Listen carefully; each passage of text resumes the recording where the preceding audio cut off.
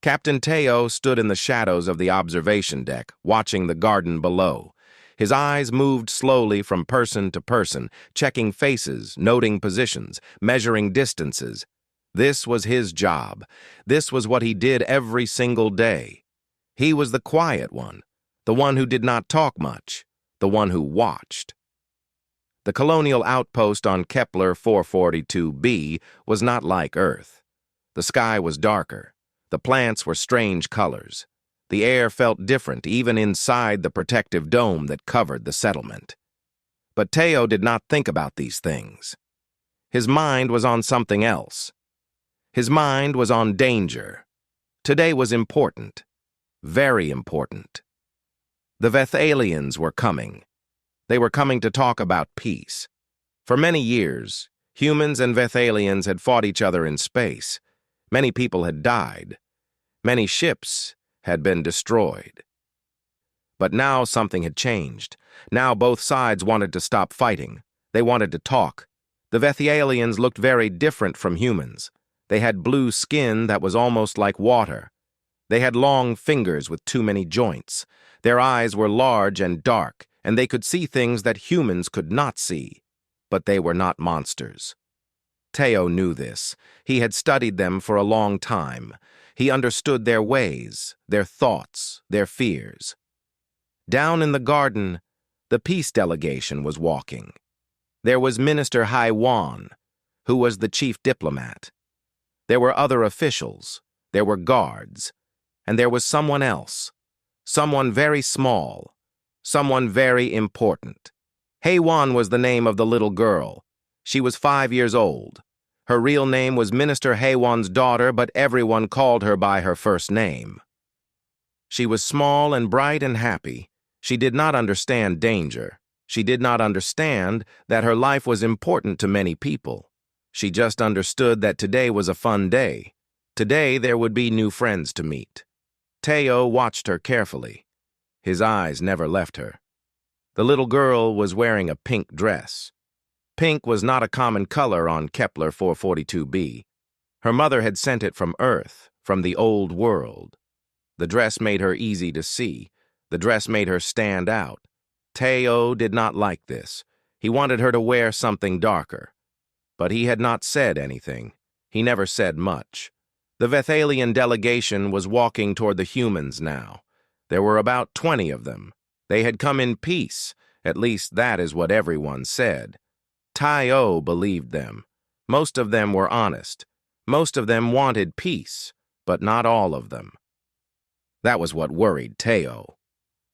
He moved his eyes to the ridge on the east side of the settlement. The ridge was about 2 kilometers away. It was a good place for someone to hide. It was a good place if someone wanted to do something bad. Teo had already checked the ridge 3 times today. He had sent drones to scan it. The drones had found nothing. But Teo's feeling was still there. Something was not right. He did not know why he felt this way. He just did. In the garden, the little girl was doing something brave and wonderful. She was walking toward one of the Vethalians. The Vethalian was very tall. The Vethalian was very strange looking. But the girl was not afraid. She was smiling. "Hello," she said in her small voice. "What is your name?" The Vethalian looked down at her. For a moment, nothing happened. Then the Vethalian made a sound. It was not a word in any human language. It was the Vethalian's name in their own language. The girl repeated it, and even though she could not say it perfectly, the Vethalian seemed happy. Teo watched this moment. He saw something true in it. He saw why peace was important. He saw why this girl mattered. She was too young to understand hate. She was too young to care about the war. For her, the Vethalian was just a new friend. This was humanity's strength, Teo thought. Not weapons, not ships, not power, but this. The ability to see someone different and call them friend. The meeting continued for 1 hour, then 2 hours. The sun was starting to move down in the sky. The garden was filling with longer shadows. Teo was still watching from above, still checking, still waiting. And then he saw it. It was just a small flash of light, just for a moment. It came from the ridge on the east side. It came from the exact place where Teo had felt something was wrong. His body understood before his mind did. His body knew what that flash meant. His body knew that a weapon was being pointed at the garden. His body knew that someone was about to fire. He did not think. He did not plan. He did not calculate how fast he could run or how far away he was. He simply moved. His legs were fast, very fast. His heart was beating, but not from fear. His heart was beating from purpose. The garden was 80 meters below him. The stairs were down. But Teo did not take the stairs. He jumped. The fall should have broken his bones, but Teo's body was trained for this. He rolled as he hit the ground. He came up running. The girl was still talking to the Vethalian. She did not know that danger was coming. She did not see the hidden weapon. She did not see the person on the ridge who was about to squeeze the trigger.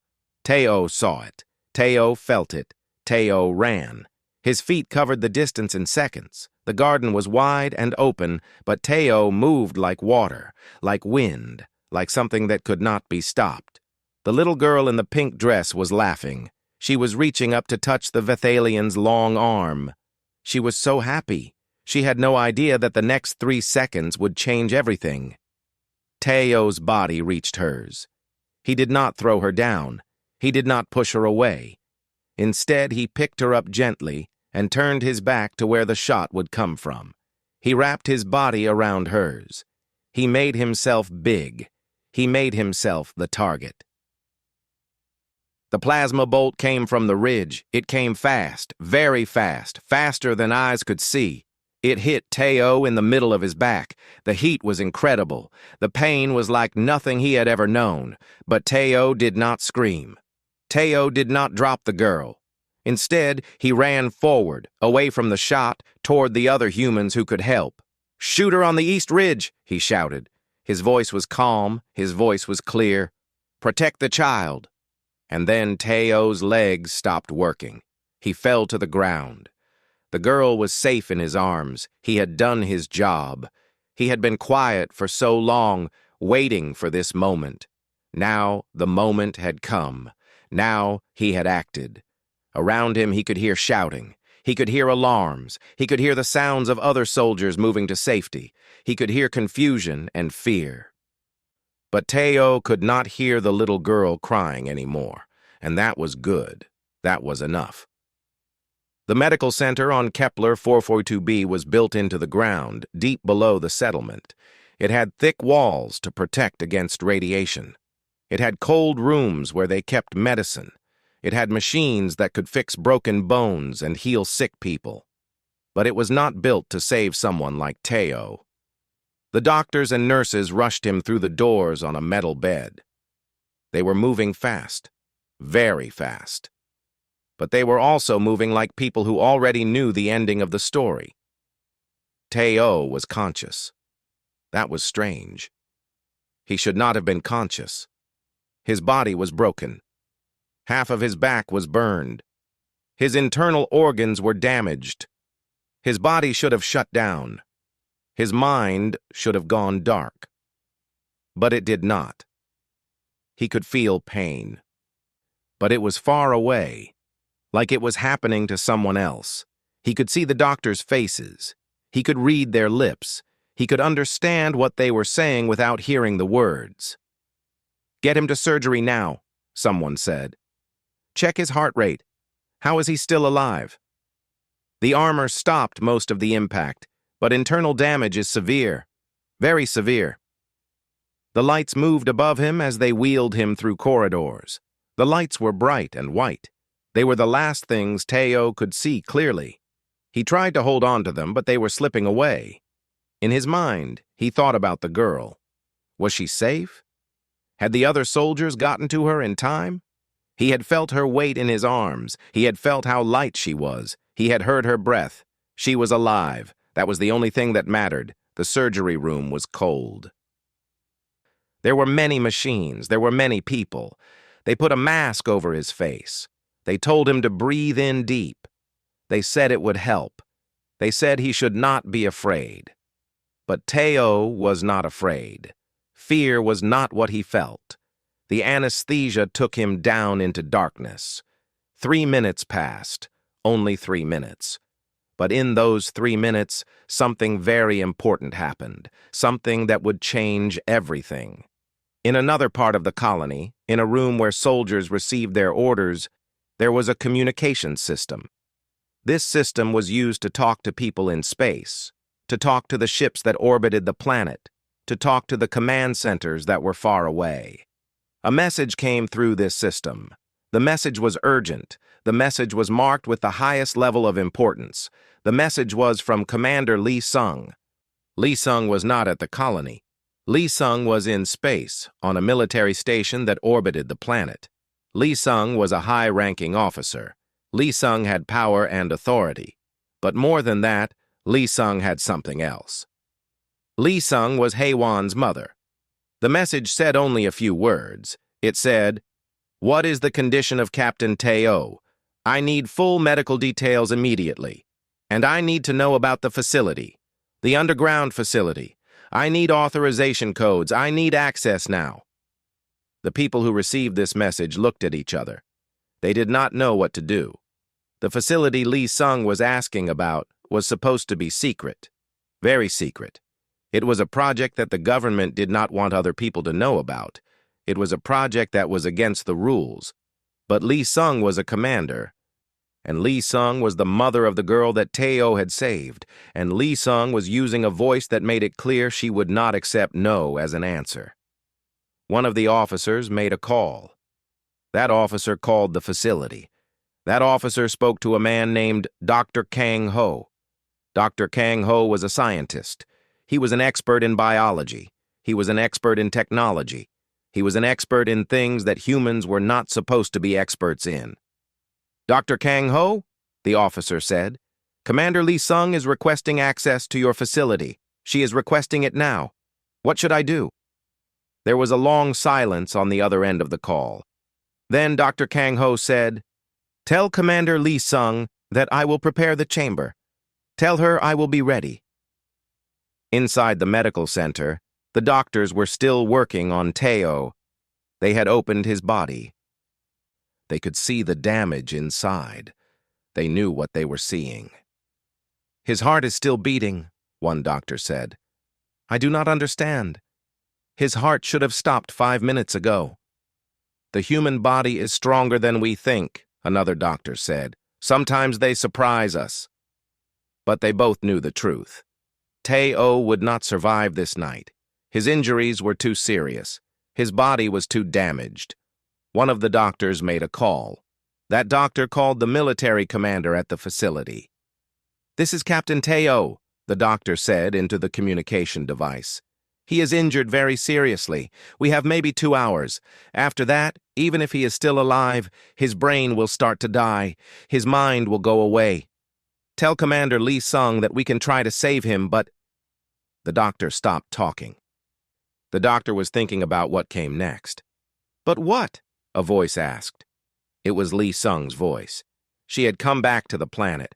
She had arrived in a small, fast ship. She had crossed the space between the station and the ground in just minutes. She was now at the entrance to the medical center, still wearing her spacesuit. The doctor turned around and saw her. Lee Sung's face was hard. Lee Sung's eyes were like fire. "But if we do this," the doctor said, "Captain Teo will not be completely human anymore." Lee Sung looked down at Teo's broken body. She looked at the machines that were keeping him alive. She looked at her daughter, who was sitting in a corner with a blanket, safe and unharmed because one quiet soldier had given everything. "Then we do it," Lee Sung said. "We save him. We change him. We give him what he gave to my daughter." "Prepare the transport," she said to the officer. "We take Captain Teo to Dr. Kang Ho's facility. We do it now." And so Teo, still unconscious, still broken, was moved again. He was moved from the hospital. He was moved to a secret place. He was moved to a place where science could do things that normal medicine could not do. As they moved him through the corridors, the machines that were keeping him alive beeped softly. They beeped like a heartbeat. They beeped like a song of life continuing. They beeped like a promise that Teo would not be forgotten. The little girl in the pink dress was brought to see him one more time before they took him away. She reached out and touched his hand. Her small fingers felt his large fingers. "Thank you," she whispered. "Thank you for saving me." Teo could not hear her. Teo was lost in darkness. But somewhere in that darkness, something heard those words. Something that was not quite human anymore. Something that was not quite done being a soldier. And that something decided to keep fighting. The facility was hidden. It was so well hidden that most people on the colony did not even know it existed. It was buried 500 meters below the surface, under rock and metal and science. It was a place where Dr. Kang Ho had been working in secret for many years. Dr. Kang Ho was an old man, but his mind was young. His mind was alive with ideas. His mind was always thinking of new ways to make humans stronger. For years he had studied the Vethalians. He had studied how their bodies worked. He had studied their strength. He had learned their secrets, and then he had started to think about a dangerous idea. What if humans could have some of those same qualities? What if humans could be stronger? What if humans could be faster? What if humans could survive things that should kill them? The government did not like this idea. The government said it was dangerous. The government said it was wrong. The government said that humans should stay human. Nothing more. But Dr. Kang Ho had continued anyway, quietly, secretly, in this hidden place beneath the ground. When Teo arrived, Dr. Kang Ho was ready. The chamber was ready. The machines were ready. The materials were ready. Everything was prepared. Commander Lee Sung came down into the facility with her daughter. Hei-Wan was holding her mother's hand tightly. She was scared. She did not understand why everything had happened so fast. She did not understand why people were rushing around like birds with broken wings. "My child," Lee Sung said to Hei-Wan, "you need to wait in the other room. You need to wait where it is safe." "But I want to see him," Hei-Wan said. "I want to say goodbye." Lee Sung's heart broke a little when she heard those words, but she did not show it on her face. "You will see him again," Lee Sung said, "but first he needs to rest, and the doctors need to work. Can you be brave for me? Can you wait?" Hei-Wan nodded, but her eyes were sad. In the main chamber, Dr. Kang Ho was preparing Teo's body. He looked at the damage the plasma bolt had done. He looked at the burns. He looked at the broken bones. He looked at the damage to the internal organs. Then he looked at Commander Lee Sung. "If we do this," he said, "there is no going back. Captain Teo will be stronger. He will be faster. He will be able to survive things that no normal human can survive. But he will not be human in the old way anymore. He will be something new, something different, something that has never existed before." Lee Sung did not hesitate. "Can you save his life?" "Yes," Dr. Kang Ho said. "I can save his life." "Then do it," Lee Sung said. Dr. Kang Ho nodded. He had expected this answer. He had known that Lee Sung was a soldier like Teo. He had known that she would understand what sacrifice meant. The procedure took many hours. The machines worked. They worked through the night. They worked with lights that were blue and white. They worked with sounds that were beep and hum and click. Dr. Kang Ho was there the whole time. He was there with his hands and his mind. He was there with his knowledge from years of study. He was there because he believed that humans could be more than they were. First, they stopped the burning. They used special medicine that the Vethalians used for their own wounds. The medicine was gold-colored. The medicine was warm. The medicine went into Tai-O's body and repaired the damage to his skin. Then they worked on the bones. They used small machines, so small they could not be seen with normal eyes. These machines went into Teo's body and fixed every broken piece. They made the bones stronger, stronger than they had been before. Then they worked on the organs, the heart, the lungs, the liver, all of them. They used technology that mixed human science with Veth alien knowledge. They made everything stronger, everything better. And then came the final step. Dr. Kang Ho took a small device. The device looked like a crown made of silver. He placed it on Teo's head. "This is an AI assistant," Dr. Kang Ho explained to Lee Sung. "It will live in his mind. It will help him think faster. It will help him see patterns that humans cannot see. It will help him be the perfect soldier." The device activated. Lights moved across it. The lights went down into Teo's mind. Lee Sung watched this all happen.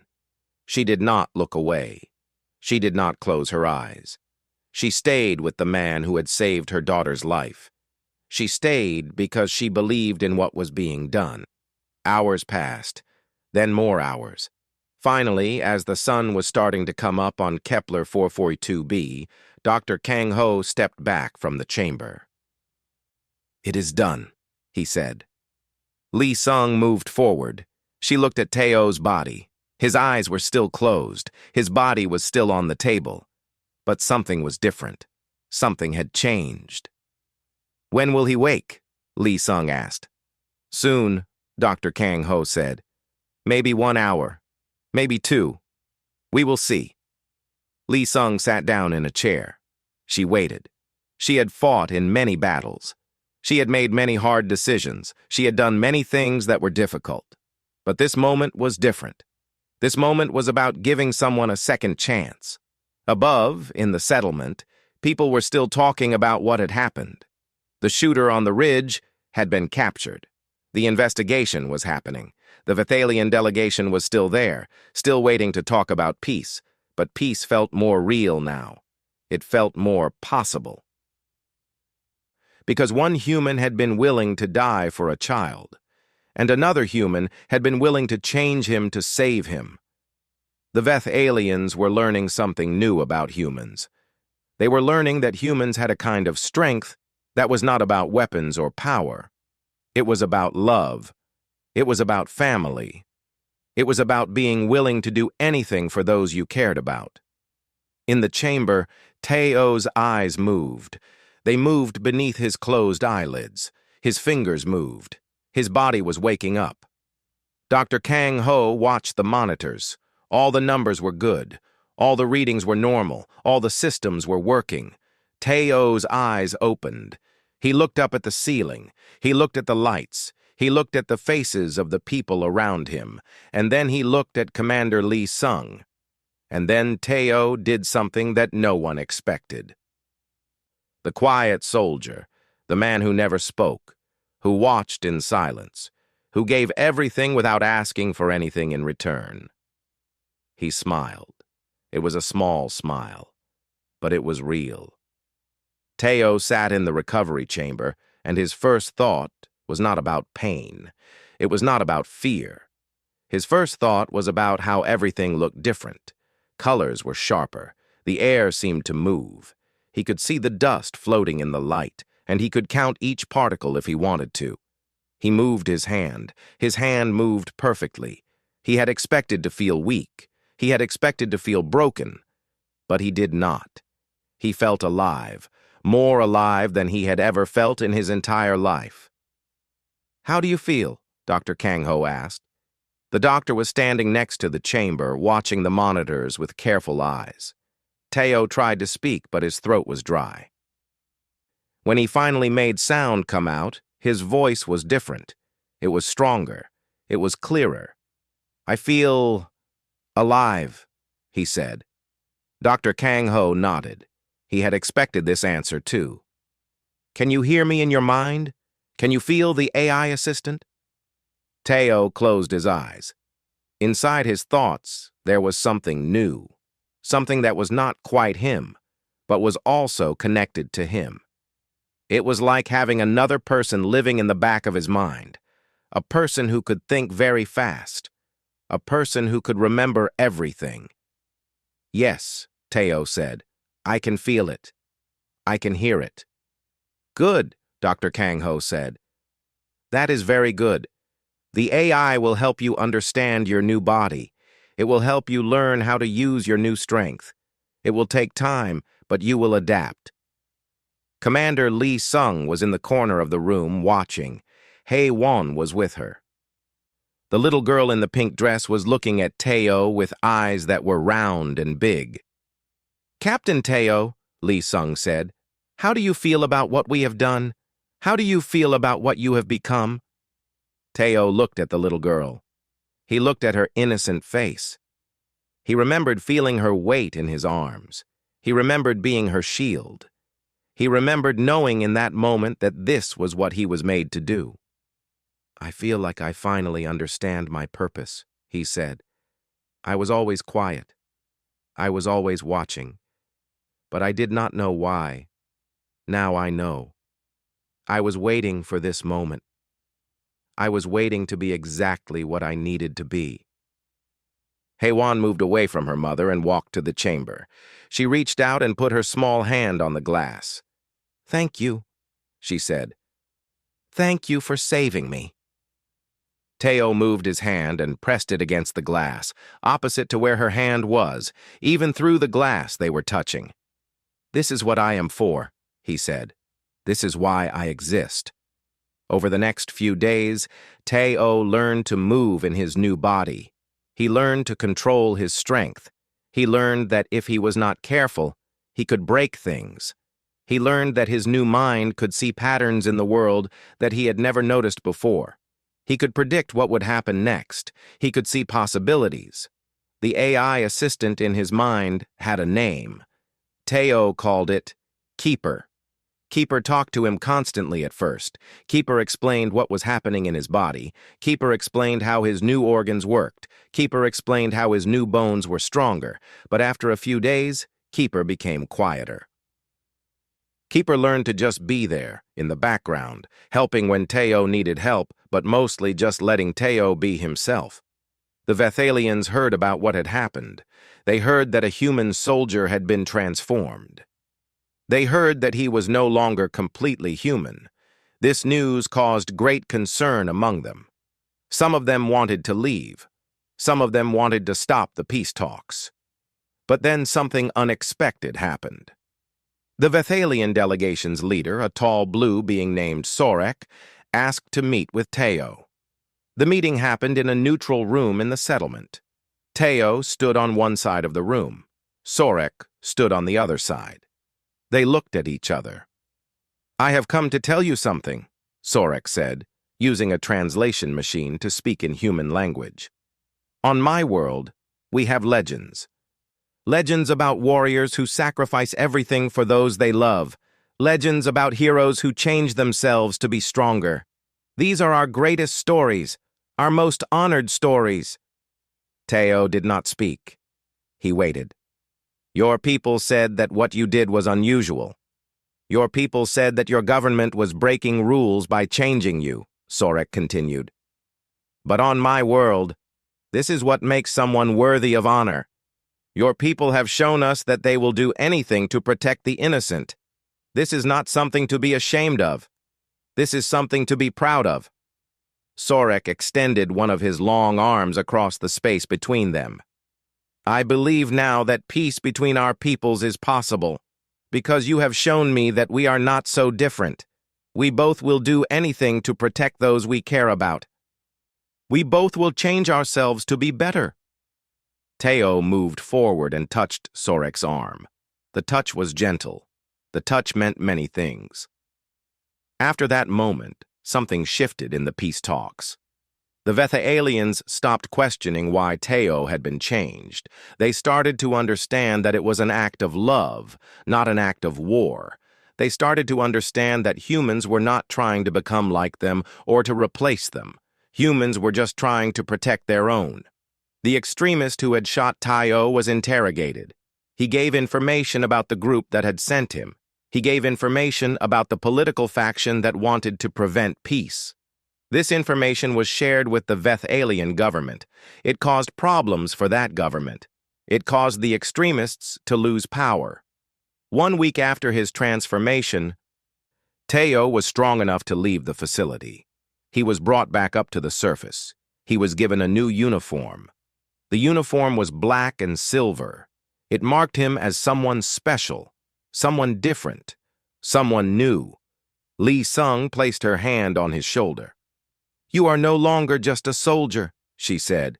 "You are a bridge. You are a symbol. You are the beginning of something new." Teo looked at the hand on his shoulder. He looked at the commander who had taken the biggest risk of her life to save him. He looked at the little girl who was watching from across the room, smiling. "I understand," he said, and for the first time in his life, the quiet soldier who had always been silent was starting to find his voice. But it was not a loud voice. It was not a voice that needed to shout. It was a voice that was heard because people listened. It was a voice that carried the weight of everything that had happened, everything that he had given, everything that he had become. The peace treaty was signed 3 months after Teo's transformation. It was signed in a large room in the center of the colony, with representatives from both humans and Vethalians. They put their hands on the paper, or in the case of the Vethalians, their long fingers. The document was old. The words were written in both human language and Vethalian symbols. When the treaty was complete, both sides understood that something important had happened. They had chosen peace. They had chosen to work together instead of destroying each other. But the peace might not have happened if not for one quiet soldier who had chosen to protect an innocent child. Teo stood in the back of the room during the signing. He did not stand with the other soldiers. He did not stand with the officers. He stood in a place between both groups. He was a bridge, just as Commander Lee Sung had said. After the signing, Sorek approached him. The tall Vethalian moved through the crowd of humans. Some of the humans moved away from him, still uncomfortable with the aliens. But Sorek did not seem to mind. He was looking for Teo. "We have a proposal," Sorek said. "The government of the Vethalians has offered a position that no human has ever held, a position that no Vethalian has offered before." Teo waited. He did not ask questions. He listened.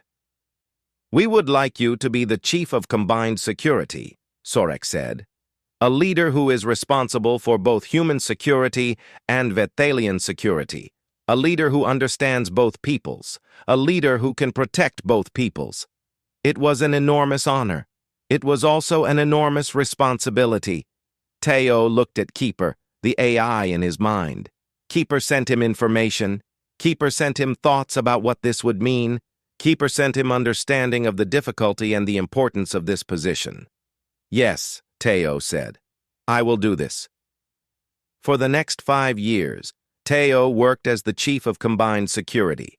His job was to find the people who did not want peace. His job was to find the extremists on both sides. His job was to protect the innocent, always. He worked with human soldiers and Vethalian warriors. He taught them to trust each other. He taught them to work together. He was patient with both sides. He never rushed. He never got angry. He was the same quiet soldier who had always been, but now his quietness had power behind it. The settlements began to change. Human buildings were built next to Vethalian buildings.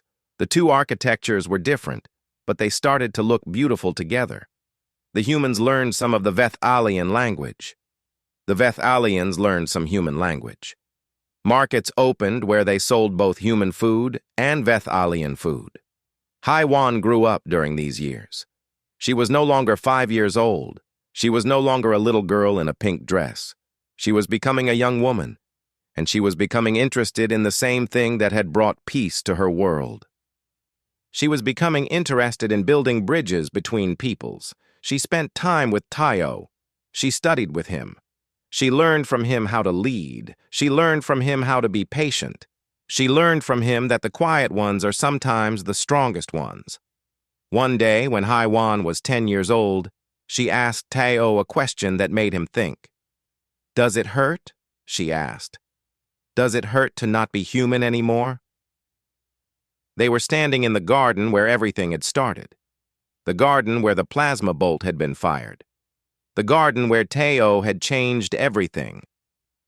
Teo looked at his hands that were stronger than any human hands, his hands that could break steel, but that had learned to be gentle, his hands that had held a little girl and protected her from death.